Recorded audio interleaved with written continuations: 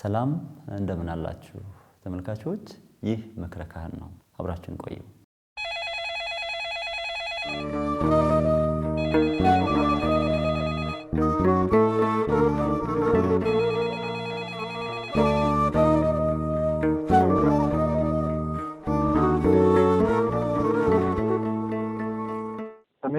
ደረጃ ግርማ ባላለው አጋቂ ቃልቲ ጥያቄ መጽሐፍ ቅዱስ ሳታቋርጡ ጸልዩ ይላል እና ሳናቋርጥ መጸለይ እንችላለን? ሁለተኛ ጥያቄ ደግሞ ድምጻችንን አሰምተን መጸለይ እንችላለን ወይ? ሶስተኛው ጥያቄ ደግሞ ጸሎት ስንጸልይ ሀሳባችን ይበታተናል እና ይሄን ነገር በምን አይነት መልኩ ይታያል? ነጻነት ባላለው ከጋምቤላ ዩኒቨርሲቲ የጋምቤላ ዩኒቨርሲቲ ተማሪ ነኝ። የኔ ጥያቄ አንድ ሰው ጸሎት ሳይጸልይ መኖር ይችላል? እና ደግሞ በቅዳሴ ሰዓት የግል ጸሎት የማይደረስበት ምክንያት የግል ጸሎትና የማህበር ጸሎት ልዩነቱ ምንድነው? በጣም አመሰግናለሁ። እግዚአብሔር ይስጥልኝ። ሄሎ ጤና ይስጥልኝ። አደረባላለሁ ከአቃቂ ፖለቲክስ ከተማ ያለው መነፈሳ ሆር ተበሰመተ ትምህርት ቤት ነበር። እሺ የመጀመሪያ ጥያቄ እኔ አንደኛ በመጽሐፍ ቅዱስ በክፍል ግባና ጸሎትን አቅርብ የሚለው አገባዊ ፍቺ ትርጉሙ ምንድነው የሚል ነው። የሁለተኛው ደግሞ ጸሎት ስንጸልይ የመክፈቻውና መጨረሻ ላይ ደግሞ የማሳረጊያ ጸሎቱ ምን በዋናነት ከአባታችን በተጨማሪ በዋናነት ግን ምንድነው የጸሎቱ መክፈቻና ማሳረጊያ?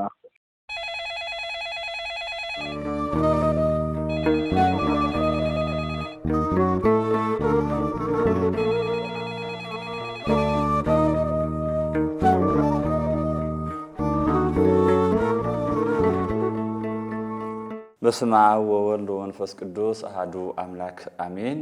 እንደምንሰነበታችሁ ቸር አምላካችን ቅዱስ እግዚአብሔር ስሙ የተመሰገነ ይሁን። ባለፈው ስለ ጸሎት በተመለከተ አንድ ክፍል ተመካክረን ነበረ።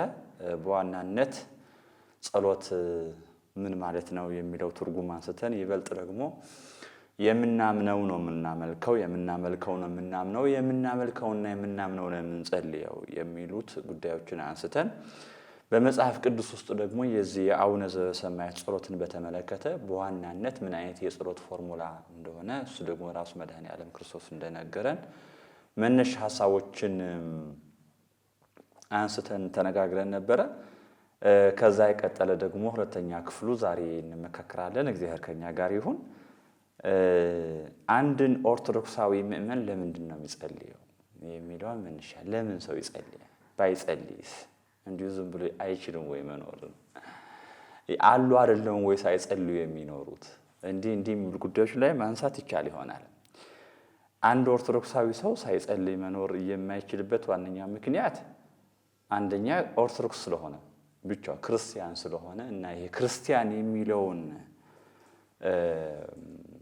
ጸጋ ወይም ልጅነት ያለ ጸሎት ስለማይቆም ስለማይጸና ስለሚደክም እና በዚህ ዓለም ውስጥ እስካለ ደግሞ ያሉትን ፈተናዎች በጣም ጠንካራ ስለሆኑ ነው። ክርስቲያን በዚህ ዓለም ላይ ሲኖር ቀላል ኑሮ አይኖርም፣ ቀላል ህይወት አይኖርም፣ የለውም። ቀላል ህይወት የለውም ክርስቲያን በዚች ምድር ላይ። እንዲሁም ክርስቶስ ሲነግር በግ በማእከለ ተኩላ ነው።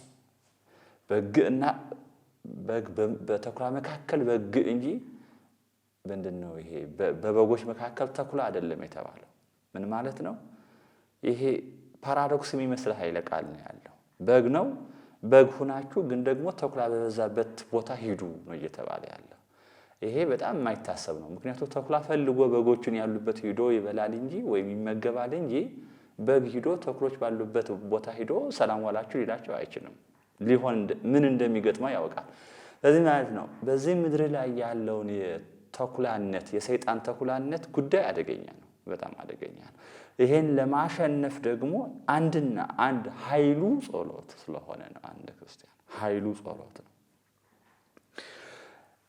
ስለዚህ አጋንንትም ማሸነፍ የምንችለው ራሳችንን ማጠናከር የምንችለው በጸሎት ዝንቱ ዘመድ ይወፅእ ዘእንበለ በጾም ወበጸሎት አለ መጽሐፍ። ይሄ ክርስቶስ ራሱ ሲነግረው ነው። ይሄ ሰይጣን ይሄ ጋኔን የሚወጣው ያለ ጾም ያለ ጸሎት የሚታሰብ አይደለም።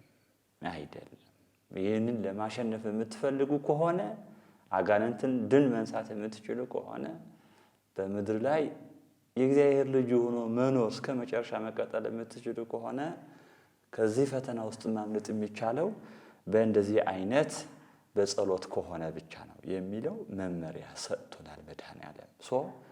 አንድ ምእመን አንድ ክርስቲያን የሚቻለው አይደለም፣ አለመጸለይ የሚቻለው አይደለም። እንዲሁም አንዳንድ መምህራን ምንድን ነው የሚሉን አምሳሉ ለማድረግ ወይ አምሳሉ ሊያደርገን ያን ሁሉ መከራ ከተቀበለ ክርስቶስ ይሄ ማለት የእሱን አምሳል ያደርገን ዘንድ ተወልደ በአምሳሊከ ከመ ይልድከ በአምሳሊሁ የእርሱ አምሳል ያደርገን ዘንድ ያ ሁሉ መከራ ከተቀበለ ወይም ከጾመ ከጸለየ ከሰገደ እኛ የእርሱ አምሳል እንድንሆን እንዴት አንጾም? እሱ እንኳን እኛን የእሱን አምሳል እንዲኖረን ለማድረግ ያን ያህል ከተቀበለ እሱን ለመምሰል እኛ እንዴት መጾም ያቅተናል የሚለውን ሐሳብ ማንሳት በጣም ተገቢ ነው። አንድ ክርስቲያን አለመጸለይ አይችልም የሚለውን ነገር ነው። በዋናነት በነገራችን ላይ የክርስቲያን ጠላቱ ሰይጣን ነው። ሌላ ምንም ጠላት የለውም በምድር ላይ ማለት ነው። ከጥንትም ገና የአዳም የሰው ልጅ ጉዞ ስትጀምሩት ሰይጣን ነው ጠላቱ ለሰው ልጅ። ገና አዳም ሔዋን ብለን ብለን ስንጀምረው የዚህ የፍጥረት ታሪክ የመጀመሪያ ጠላት ሰይጣን ነው። አሁንም እሱ ነው ያለው። ሰይጣን በምን አምሳል ይመጣል? ሌላ ታሪክ ነው። በሰው አምሳል በሰው ልብ እንዲሆነ መዓት መንገዶች ይኖሩታል። ግን በዋናነት ጠላታችን ሰይጣን። መጽሐፍ ሰይጣን እንድንቀየመው አልነገረንም። መጽሐፍ ወይም አባቶቻችን ሰይጣን እንድንቀየመው አይደለም፣ ቂም ለኛ የተፈቀደ አይደለም። ታዲያ እንድንሸሸው እንድንጠላው እንጂ እንድንቀየመው አይደለም። ታዲያ እንዴት ነው የምንዋጋው ከዚህ ኃይል ጋር ሲባል በጸሎት ብቻ። ሌላ ሰይጣንን ድል መንሳት የምንችልበት መሳሪያ ስለሌለን ነው። በነገራችን ስለሌለን ምንም የለንም። በዱላ አንሸኘውም። አለን በምንለው በምድር ላይ ያሉ መሳሪያዎች በአጠቃላይ ሰይጣን ልናባረረው አንችልም፣ ልናጠፋው አንችልም፣ ልናርቀው አንችልም።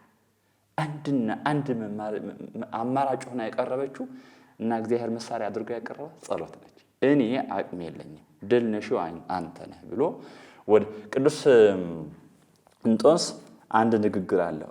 አጋንንትን በራስህ ኃይል ልትዋጋ እንደምትችል አታስብ ይላል። ይሄ በራሳችን ኃይል ድል ነስተን አይነት እንደዛ እንዳታስብ ይላል ሊቁ። በትህትናና በጸሎት ወደ እግዚአብሔር አሳስብ፣ ሽሽ። ያኔ ነው ሰይጣንን ድል መንሳት የምትችለው። ሰይጣን በራስህ ጉልበት ማሸነፍ የምትችልበት አቅም ነው፣ የሚታሰብ አይደለም። አንድ ሰው ጠላቱ ካወቀ፣ ጠላቱ የሚያሸንፍበት መሳሪያ ካወቀ በጣም ቀላል ነው፣ ያለቀ ነገር ነው። ማሰብ ሁላ ያስፈልገን። አለቀ። ጠላቴን አወቅኩት፣ ጠላቴን የማሸንፍበት መንገድ ተሰጠኝ፣ በቀላሉ መኖር እችላለሁ። ቅዱስ መቃርዮስም እንደዚህ ነው። በራሷ ኃይል የምትታመን ነፍስ ቶሎ ትወድቃለች ይላል። በራሷ ኃይል የምትታመን ነፍስ ካለች፣ ኃይሏ ጸሎት ያልሆነ ነፍስ ካለች የጊዜ ጉዳይ እንጂ መውደቋ የማይቀር ነገር ነው ይሉናል። ድል የነሱ በአጠቃላይ ከጸሎት ውጭ አታገኛቸው። ድል ነሱ የምንላቸው በምድር ላይ ያሉ አጠቃላይ ቅዱሳን ሕይወታቸው በአጠቃላይ ከጸሎት ጋር የተያያዘ ነው። ባለፈው እንተነጋገርነው። በእርግጥ ጾሙ፣ ጸሎቱና ስግደቱ ተያይዞ የሚነገሩ ናቸው እና አንድን ድል ነሺ ቅዱስ በምድር ላይ ስታነሱት የጸሎቱ ሕይወቱ በጣም የሚደንቅ ነው። እሱ ነው ኃይሉ ሆኖት እስከ መጨረሻ ጸንቶ የእግዚአብሔር ልጅ ሆኖ አሁን የምናስበው አስበን ብሎ የምናስበው ቅዱስ በጸሎት አስቦ በዚህ ደርሶ ነው። ቅዱስ ሶርያዊ ትህትና የመለኮት ልብስ ነው ይላል። ትህትና የመለኮት ልብስ ነው። አጋንንት ከሌላው በጎነት ሁሉ ይልቅ ትህትናና ጸሎትን ይፈራሉ ይላል። በጣም ይደንቃል። ትህትና የመለኮት ልብስ ነው።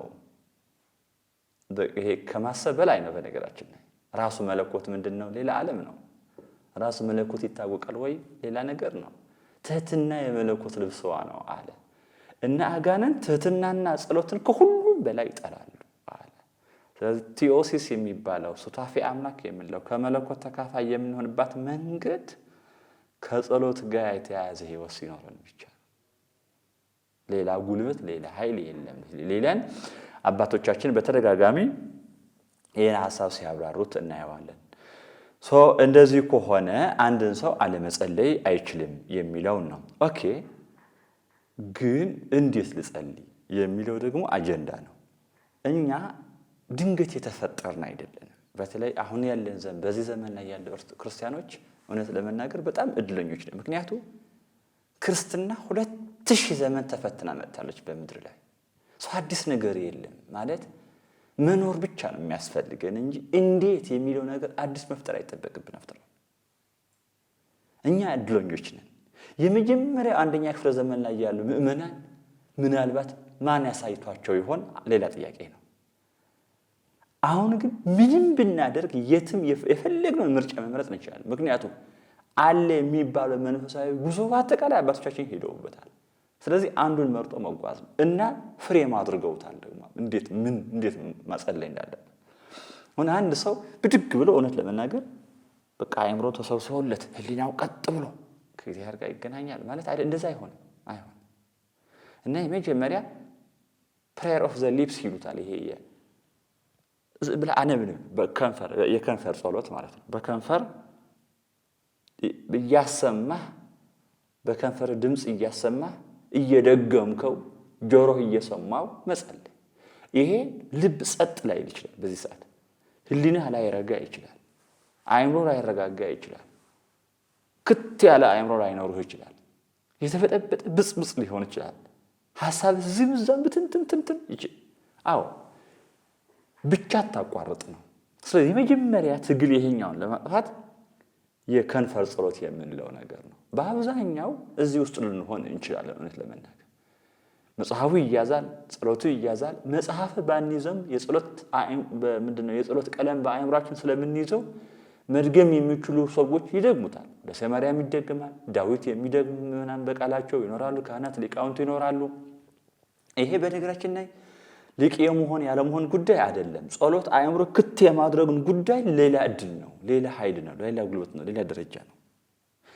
ስለዚህ አንድን ሰው በአብዛኛው እዚህ ሊሆን ይችላል ደረጃ ማለት ነው። መጽሐፉን ይዘዋል ወይም ደግሞ በቃሉ የያዘውን ጸሎት ለማድረስ ይቆማል። ከዛ ቀለሙ ደጋግሞ ይለዋል ወይም ይጸልያል። እዛ ውስጥ ያለችዋን ቀለም አሰላስሎ ህሊናው ልቡ አንድ ላይ አድርጎ የሆነ አእምሮ ፈጥሮ ከአምላኩ ጋር የመገናኘት እድሉ በአንድ የሚመጣ አይደለም፣ ሊመጣ አይችልም።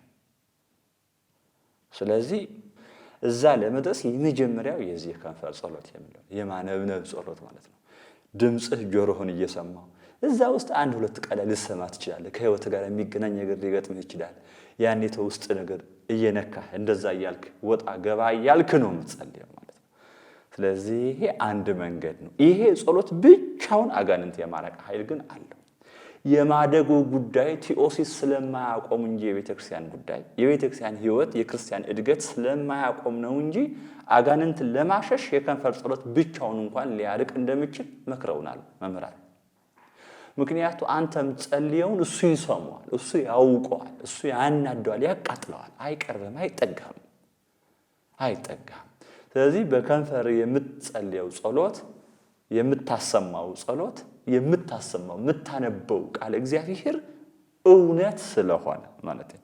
እኛ በእኛ ውስጥ ያለ እውነትነት አይደለም እውነት የሚያደርገው ጉዳዩ እግዚአብሔር እውነት ነው ሆኗል።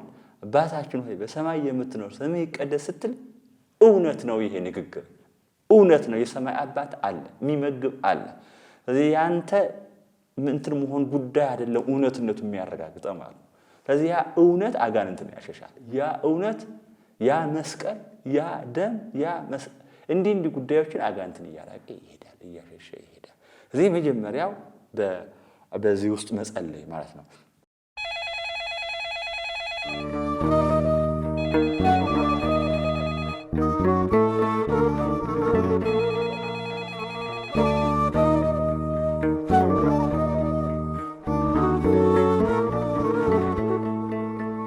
ወደ አእምሮ መምጣት ማለት ነው።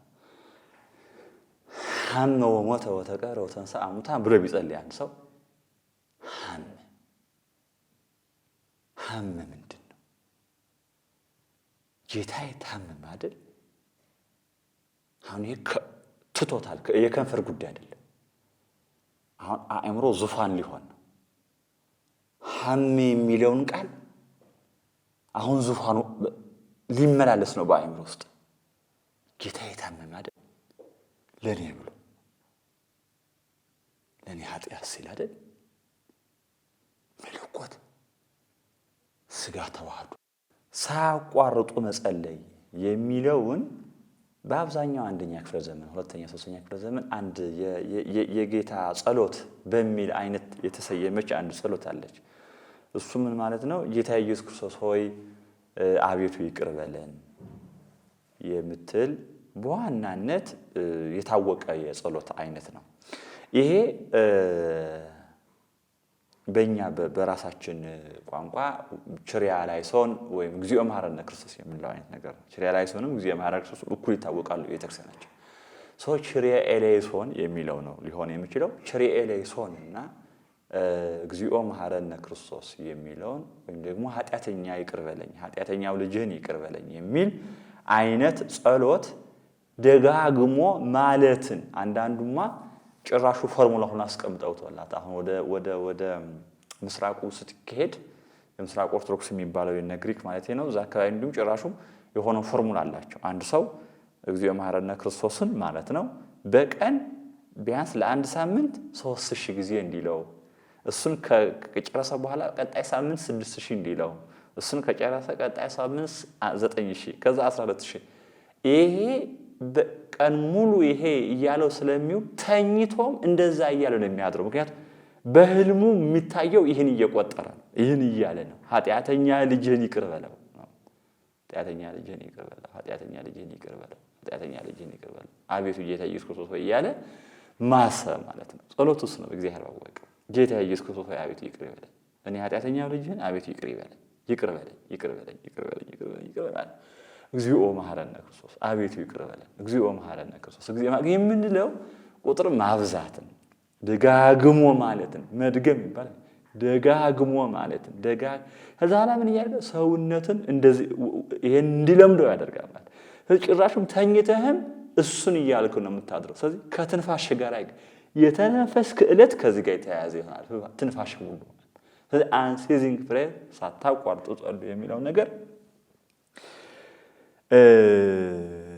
ስርዓት ሆኖ ትርፋማ ምንድነው ይሄ መንገዱ አሳይተውናል አባቶቻችን ማለት ነው። እንደዚህ መሆን ይቻላል የሚለው ማለት ነው። ይህንን ለማስተካከል ነው እንትን የመጣው ምንድነው ይሄ መቁጠሪያ የመጣው በነገራችን እና ይሄ ነው ሮፕ ይሉታል። ይሄ በዋናነት ሮፕ በነገራችን ላይ የትኛውም ዓለም ላይ አለ ማለት በክርስትና ስም ያለው ሁሉ ወደዛኛው ሂዱ፣ ወደ ምስራቅም ሂዱ፣ ወደ ኦሪየንታልም ብንመጣ መቁጠሪያ አለ። መቁጠሪያ የተለመደ ነው። በጣም ጥንታዊ የጸሎት አንድ መንገድ ነው። ግሪክ ብትሄዱ፣ ራሽያን ብትሄዱ፣ ሮማኒያን ብትሄዱ፣ ሰርቢያን ብትሄዱ፣ ቡልጋሪያ አጠቃላይ ወደዚህ ደግሞ ወደ ሀታዊ ቤተክርስቲያናት በኢትዮጵያውያን ደግሞ እንዲሁ የተለመደ ነገር ነው። ይሄ በዋናነት ምንድነው ጸሎቱ አሁን 32 ሊሆን ይችላል። ያ እንትኑ 100 የሚያደርጉ አሉ። ጉዳዩ ምንድነው? መቁጠርን አንድ መንገድ ነው ነግረውናል አባቶቻችን። ይሄ ከሆነ ነገር ነው የምትነሳው ማለት ምንድነው? ይሄ መድኃኒት በጣም ትክክለኛ መድኃኒት ነው ተብሎ ከተነገረ ራሴ ምንድነው ይሄ ስለመሆኑ ካላረጋገጥኩኝ ብለን 1000 ዓመት አንቆይም። የተረጋገጠ መንገድ ካለ በዛ መንገድ ድልድይ ነው ከተባለ ድልድይ ስለመሆኑ 1000 ዓመት አላጠናውም። በቃ ድልድይ ነው። ድልድይ በዛ ሰው እየተሻገረ ነው፣ መሻገር ነው። ድልድይ ሆኖ ያሳዩን አበው ስላሉ። ስለዚህ ያችን ቁጥር ለመቁጠር መቁጠሪያ መስፈሪያ ሆነች ማለት ነው፣ ወይም መለኪያ ሆነች። ምክንያቱም ቅድም እንዳልነው ለምሳሌ 3000 ጊዜ ከሆነ ጊዜ መሐረነ ክርስቶስ የሚለው 3000 ወይም ደግሞ አሁን ዘበሰማያት ከሆነ 3000 የሚለው ወይም ደግሞ እንዲህ ከሆነ እንዴት ይቻላል 3000? ስለዚህ ያችን መቁጠሪያው 100 ሲቆጥር ወይም ደግሞ 50 በየመስፈሪያ በየመለኪያ አድርጎ እየቆጠረ ይረዳዋል ነው በሐሳቡ። መቁጠሪያ ይሄ ነው። ከዛ ይሄ በዚህ አይነት ያገለገለ መቁጠሪያ ደግሞ ለብዙ ነገር ጥቅም ሊሆን ይችላል።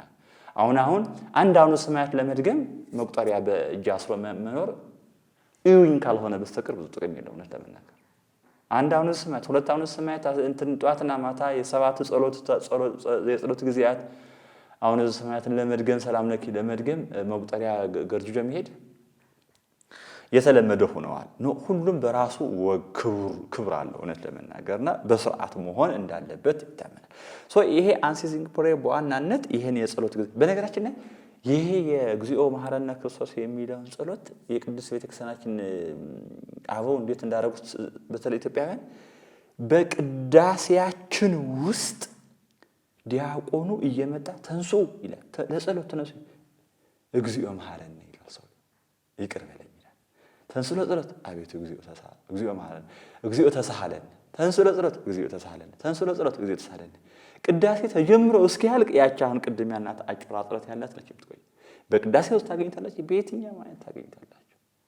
ሰራው ተሰጥቶ እግዚኦ መሐረነ ክርስቶስ ሳይባል እና ያ ጸሎት በእያንዳንዱን የጸሎት ዘርፍ ውስጥ አስገብተውታል እውነት ለመናገር። በነገራችን ላይ እሱን ጸሎት መጽሐፍ ቅዱሳዊ ነው። ጥንትም ማለት የግድ አባቶቻችን ብቻ ያሳደጉት ኋላ ምንድነው የሐዋርያት ተከታዮችን ያመጡት ወይም ደግሞ መነኮሳት አበው በጸሎት ውስጥ ሲታገሉ ያመጡትን ብቻ አይነት ሳይሆን አቤቱ እኔን ኃጢአተኛውን ማረኝ የሚለውን ጸሎት የምናገኘው በዋናነት ትክክለኛ ጸሎት ይሄ ነው ተብሎ የተነገረለት የቀራጩ እና የፈሪሳዊው ጸሎት ላይ የነበረው ነው። አንዱ ራሱን ከፍ አድርጎ ጌታዬ ሆይ ተመስገን እንኳን እንደዚህ አይነት ቀራጭ አላረከኝም የሚል የራሱ ትዕቢት ያወራል። ያኛው ደግሞ ቀና ብሎ እንኳን ማየት ፈርቶ ቀን ለድሰና ኃጢአቴ እኔ እኮ ኃጢአተኛ ነኝ፣ ስለዚህ አምላክ ሆይ እኔን ኃጢአተኛውን ማረኝ ነች። አሁን አጭሯ ጸሎት እየተባለች የምትነገረው በመጽሐፍ ቅዱስ ውስጥ የምናገኛት ቅዱስ ጴጥሮስን በነገራችን ላይ ለባህሩ ሲሰምጥ ባህሩ ይሄ ልምጣ ብሎ ከባህሩ ጋር ና አለው። ኦኬ ባህር ላይ መራመድ ጀመረ። ከዛ በኋላ አልቻለም፣ ፈራ ወይም ደግሞ እምነቱን። ከዛ በኋላ ቅዱስ ጴጥሮስ ያለው ምንድን ነው? ጌታ ሆይ አድነኝ። ስለዚህ ጌታ ሆይ አድነኝ፣ ጌታ ሆይ ማረኝ፣ እኔ ኃጢአተኛ አድነኝ የሚሉ ጸሎቶች በመጽሐፍ ቅዱስ ውስጥ ሐዋርያትም ሲያደርጉት ከዛ በኋላ ደግሞ የሐዋርያት ተከታዮችም ሲያደርጉት የነበረ አንድ ነገር ነው ማለት ነው።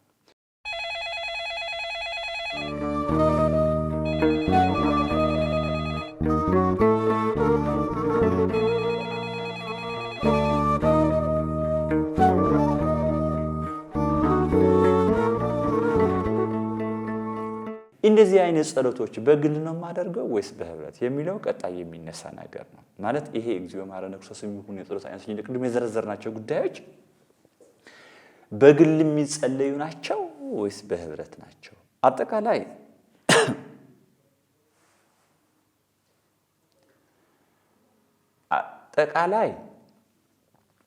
መነሻችን ስንነጋገር በእርግጥ ያው አንድ ምእመን ብቸኛ መሆን ይችላል ወይ?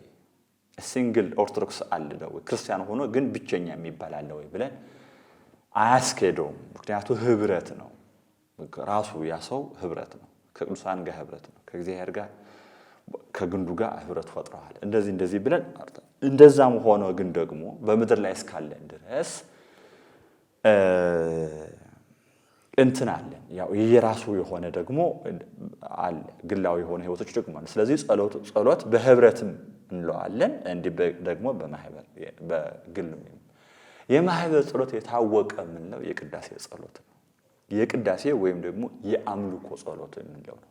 አምልኮ ነው በነገራችን ላይ ቅዳሴ የአምልኮ ጸሎት ነው። ቅዳሴ ማህሌቱ አለ፣ ሰዓታቱ አለ፣ እንዲህ የምንላቸው ነገሮች አሉ።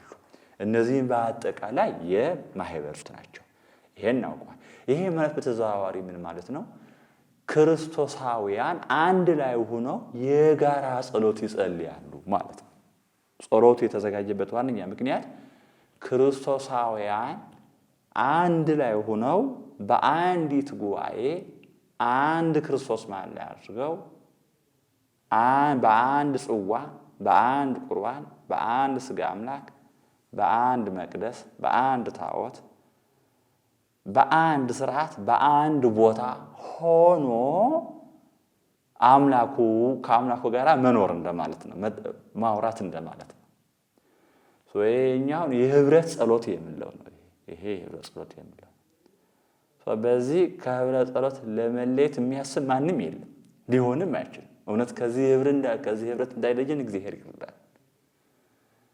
እና ማህበረ መላእክት፣ አእላፍ መላእክት ቁጥራቸው ማናውቃቸው ቅዱሳን ነቢያት፣ ሰማዕታት፣ ጻድቃን፣ ሐዋርያት ድል ያነሱ አንድ ላይ ሆነው በአንድ መቅደስ፣ በአንድ ጳጳስ፣ በአንድ ካህን ራሱ ክርስቶስ እንደዚሁ ሆነን የምናገለግለው የምንጸልየው ጸሎት ማለት ነው። በዚህ ውስጥ ለብቻውን ጸሎት ሊያዝ ቢል ምን ማለት እንደሆነ ትርጉም አይሰጥም። አሁን በህብረት ጸሎት ላይ የግል ጸሎት በጣም የማይፈቅደው ለዚህ ነው። ምን ማለት ነው? ነጥለኝ ነው? አይሆንም። የኔ የተሻለ ነው ከዛ ከህብረቱ ጸሎት ነው አይደለም፣ አይሆንም። በህብረት የሚጸለይ ጸሎት በጣም በእውነት በህብረት ጸሎት ላይ የግል ጸሎት ማስገባት ተገቢ አይደለም።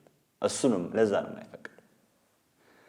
አንዳንዴ ጸሎት መሆኑ ብቻ አንመልከተው። አንዳንዴ በጎ ነገሮች በጎነታቸው በቦታቸው ካልሆኑ በጎ ናቸው ማለት አይደለም። በጎ ስለሆነ ብቻ ያለ ቦታው ሲገባ በጎ ነው ማለት አይደለም። በነገራችን በጎ ነገሮች የራሳቸው ቦታ አላቸው፣ የራሳቸው ስርዓት አላቸው፣ የራሳቸው ጊዜ አላቸው። በነገራችን ጊዜም አላቸው። ይመርጣሉ። ትክክለኛ ቦታ በትክክለኛ ጊዜ በትክክለኛ አካል ሲሆን በጣም ጥሩ ይሆናል።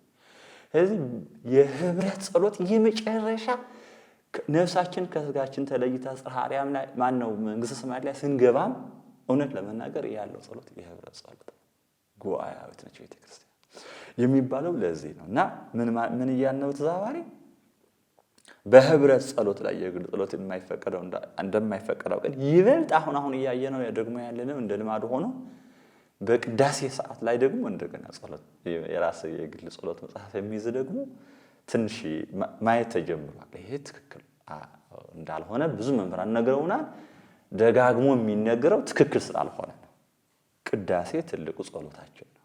ትልቁ የአምልኮ ስርዓታችን ነው። በምድር ላይ የመጨረሻ አክሊላችን ነው። በዚህ ውስጥ ከቅዳሴ የተሻለ ጸሎት አለኝ እንደማለት ያስቆጥርብናል። ልክ ነው። ድርገት አካባቢ አንዳንድ ነገሮች የምናያቸው ነገሩ ጥንቱ የቤተክርስቲያኗ መምህራን ሲነግሩን ልክ ድርገት ሊወርዱ ሲሉ ካህናቱ 150 ዳዊት ይደገማል እና 150 ዳዊት ይሰጣል። አሁን 150 ከጊዜ አንጻር ስለማያስኬድ ሰብሕዎ ለእግዚአብሔር በቅዱሳኑ የምትል የመጨረሻዋ ዘርፍ ብቻ ተወስዳ በሊቃውንቱ በዜማ መልኩ ሆና እንሰማታለን። እነዛ ሰብሕዎ የሚባሉ ቁጥራቸው ከቁጥራ ሰብሕዎ ስትቆጥሯቸው በሙሉ 150 ናቸው የሚሆኑት። ስለዚህ በምስጢር አመሳጥረው አባቶቻችን በቃ ዳዊት እንደተደገመ አድርገው ወክለው አስቀምጠውልን እሱን መነሻ እንደነበረ ይታወቃል። ድርገት ላይ ዳዊት የሚያዝ ጉዳይ ማለት ነው። እሱ በሊቃውንት እጅ። ከዛ ውጭ ግን በድርገት ጊዜ ጸሎቱን አብሮ ጸሎታት ድርገት ላይ እኮ ቅዱስ ቅዱስ ቅዱስ የሚል ጸሎት እኮ አለ እንድንጸልየው እና የህብረት ጸሎት እየቀነሰ ሄደ። ቅዳሴውን ስለማንማረው አንዳንዶቻችን ቅዳሴው ስለማናውቀው ቅዱስ ቅዱስ ቅዱስ የሚለውን መዝሙር ለዘማሪያን ሰጥተናል። ይሄ በጣም አደገኛ መንገድ ነው። ይሄ ማለት ህዝቡ ኮሚኒየን እንዳይፈጥር ያደርገዋል። በጸሎት ኮሚኒየን እንዳይፈጥር እያደረገው ነው። እዚህ ህዝቡ ምእመናን በጣም ይሄ ማወቅ አለባቸው። እግዚአብሔር አወቀ በቅዳሴ ውስጥ ያለው ተሰጥኦ። ምክንያቱም ቅዳሴው ሲሰራ የካህኑ የዲያቆኑና የምእመኑ ከዚህ ውጭ የለም። ስለዚህ ምእመኑ መመለስ አለበት። በነገራችን ላይ ካህኑ የሚለውን ምእመኑ የግዴታ መመለስ አለበት። ድርገት ይዘው ካህናቱ መድኃኔ ዓለም ክርስቶስን በዮሴፍና በኒቆዲሞስ አምሳል ከመስቀል ይዘው ሲወርዱ ሰው የራሱ ጸሎት እንዴት ሊይዝ ይችላል? ቅዱስ እንጂ ማለት ያለበት ቅዱስ ጸሎት አለው የራሱ። ከድርገት ሲወርድ መድኃኔዓለም ክርስቶስ እያየኸው ዳዊት ትይዛለህ? የሆነ መጽሐፍ ትይዛለህ? የሆነ ጸሎት ትይዛለህ? በል እንጂ ሲወርድ ምንድን ነው የሚባለው? ስርዓት ተሰርቶ ዮሴፍ ኒቆዲሞስ ካህናቱ በአምሳለ ዮሴፍና ኒቆዲሞስ ከመስቀል አውርዶት ወደኛ ሊሰጡን ነው፣ ሊያቀብሉን እየወረዱ ነው፣ እየመጡ ነው። ቅዱስ ቅዱስ ቅዱስ ብሎ ሀያ ዘኢይትነገር እያለ ነው መጸለይ ያለበት። አሁን ዜማውንም ጸሎትንም እሱን ትተን ሌላ አይነት ሕግ በሚመስል መልኩ እናያለን። ይሄ አልነገሩንም አባቶቻችን። ምእመናን በዚህ ጉዳይ ላይ ልናስብበት ይገባል። ቀላል ነው። ጸሎትን እወቁት። እሱን ማዜም ነው አብረው። ቅዳሴው የዚህ ስሌት ስለሆነ ስለዚህ የማህበር ጸሎት የሚባለው እንደዚህ ነው። ሰዓታቱም ማህሌቱም ዝማሬ መዋሥዕቱም ድጓ ጸመ ድጓ ሲቆም አብይ ጾም ላይ አጽዋማት ጊዜ ላይ ማለት ነው። ስብሐተ ነግህ ሲጾም ሲቆም እነዚህ በአጠቃላይ የማህበር ጸሎት ናቸው። አሁን እሺ ታዲያ እኔ ያለመድኩ ጸሎት አለኝ። የማህበር ጸሎት ደግሞ አብሬ እዛ ብሳተፍ ቀጥሎ የሚመጣ ጥያቄስ ነው። አይደርስልኝም እኮ ጠዋት እንዴት ነው የሚሆነው? አይገጣጥም ነው። የማህበር ጸሎት ከመጀመሩ በፊት ቀድሞ መነሳት ነው። አሁን የሚሆን እንደዛ አንድን ሰው የግል ጸሎቱ አላቋርጥም ሰውአዬ ነው ልክ ነው ደግሞ ብሎ ካሰበ እና ደግሞ ትክክል ነው ይሄን በማሰቡ በጣም ጥሩ። ወይም ቅዳሴውን ካለቀ በኋላ ጸሎትን መቀጠል ይችላል። ወይም ከህብረቱ ጸሎት በፊት ጸሎቱን ጨርሶ ከዛ በኋላ መሳተፍ ማለት ነው። ከዚህ ህብረት እንዳይለይ ማለት ነው። የግል ጸሎት የምንለው ግን ምእመናን ወይም የሰባቱ የጊዜ ጸሎት ጊዜያት አሉ። ኋላ ጊዜ ካገኘ የምናያቸው ነገር ነው የሚሆኑት። በእነዚህ በሰባቱ የጸሎት ጊዜያት ውስጥ የራሱ የሆነ የሚጸልያቸው ጸሎቶች ናቸው። በራሱ የሚጸልያቸው ማለት በጠዋት አለ፣ 3 ሰዓት አለ፣ 6 ሰዓት አለ፣ 9 ሰዓት አለ፣ እንደዚህ የምንላቸው አሉ። በእነዚህ ጊዜያት ምን ሊጸልይ ሲባል አንድ ሰው ባለበት ሆኖ ከቻለ በእርግጥ በፍትሐ ነገሥታችን ሕግ የጠዋትና የማታ ጸሎት በቤተክርስቲያን ውስጥ መሆን እንዳለበት ነግረውናል። የጠዋቱንና የ11 የዚህ የማታውን ጸሎት በቤተክርስቲያን ውስጥ መሆን እንዳለበት ነግረውናል። ኦኬ። እንደዛም ሆኖ ግን አሁን ያለንበት ዓለም ይታወቃል። በእውነት ለምን ይህን ያልቻለ ሚሊዮንስ ክርስቲያን አለ። ስለዚህ ምንድነው ማድረግ የሚችለው? ራሷ ምድር ኮስሞስ ነች ብለን ካቴድራል ነች፣ የመድኃኔዓለም ካቴድራል ነች ብለን ስለተነጋገርን ባለፈው ክፍላችን እነሱ ባለበት ሆኖ ፈጣሪን እንዲጠይቅ እንዲጸልይ የተፈቀደ ነገር ጭራሽ እንኳን ቤተክርስቲያን የሌለው እንኳን ሊገጥመን ሁላ እኮ ይችላል። ስለዚህ ባለበት ሆኖ በሚመቸው ሰዓት ሆኖ አመቻችቶ መጸለይ ይገባዋል። እንዲህ ሲያደርግ ምንድነው መጸለይ ያለበት የሚለውን ነገር ነው የግል ጸሎት የምንለው ማለት ነው። ልክ ነው። በዋናነት በቤተክርስቲያናችን አስተምህሮ ጸሎት ዳዊት ነው።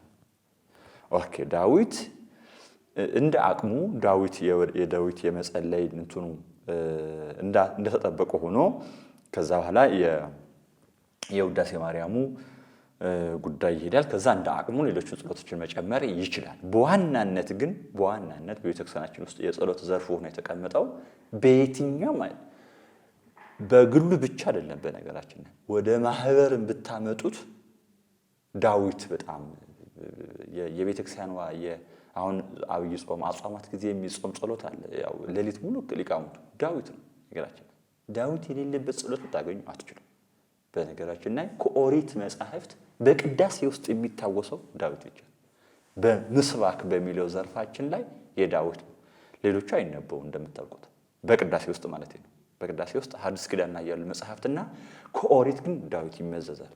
ዳዊት በጣም የሚገርም የጸሎት ነው። የተጠቀሙ አባቶቻችን ደግሞ ሲነግሩን ደግሞ የተለየ ዳዊት ዳዊት ዳዊት በፍትሐ ነገሥታችንም ዳዊት እንድንጸልይ ነው የተነገረው።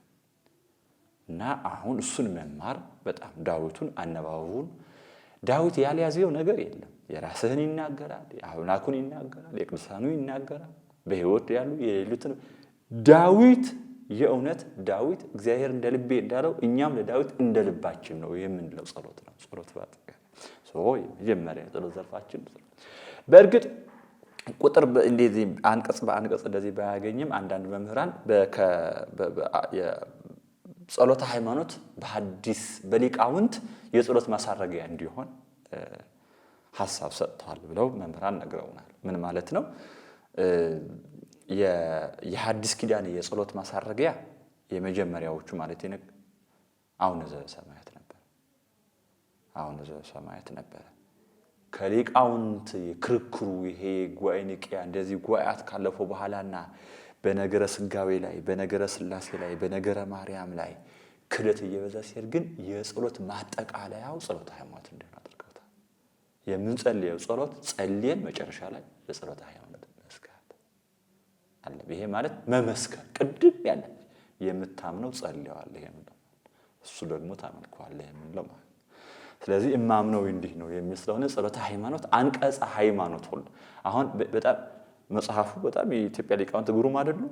አንቀጸ ሃይማኖት የነበረው ጸሎተ ሃይማኖት አሉት። ጸሎት አሉት። ልክ ነው። ያንን ጸሎት በቅዳሴያችን ውስጥ ማለት ጸሎተ ሃይማኖትና አመክንዮ ቅዳሴ ውስጥ እሱ ሳይደገም ስጋምና ካትፈትም ቤተ መቅደስ አጸልይ ይደንቃል። ይሄ የጸሎት ማሳረጊያ አድርገውት ዝሮ በዋናነት ምንድነው የዳዊት ጸሎቱ ማዕከል እናድርገውና ከዛ ኋላ ግን እንደ አቅማችን ከፍ ዝቅ ይኖራል ለማለት ነው። በዚህ መልኩ የምንጸልየው ጸሎት አለ ማለት ነው። አንድ ትእዛዝ ብቻ አለች፣ እሷን ተናግሬ የዚህኛው እንትናችን ጨርስ። ወደ ክፍልህ ግባ ከዛ ኋላ ጸሎትን አቅርብ የሚለው አለ። ወደ ክፍልህ ማለት ነው ዶርም ነው ይሄ የምንኖርባት ቤት ሰፈር አይነት እሱም ኦኬ ፊዚካሊ ጥሩ ሊሆን ይችላል። ክፍልህ ማለት ግን ወደ ውስጥህ ግባ ማለት ነው። ወደዛ ወደ ጸሎት ስትጸልይ ወደ ውስጥ ግባ፣ ወደ አእምሮህ ግባ፣ ወደ ህሊናህ ግባ፣ ወደ መሰጠት ግባ፣ ወደ መመሰጥ ግባ፣ ወደ ክፍል ግባ። እሱ ነው። ይሄ ምን ከምን ጋር ይገናኛል? የዝምታ ጸሎት ከሚለው ጋር ይገናኛል ማለት ነው። ይቆየን።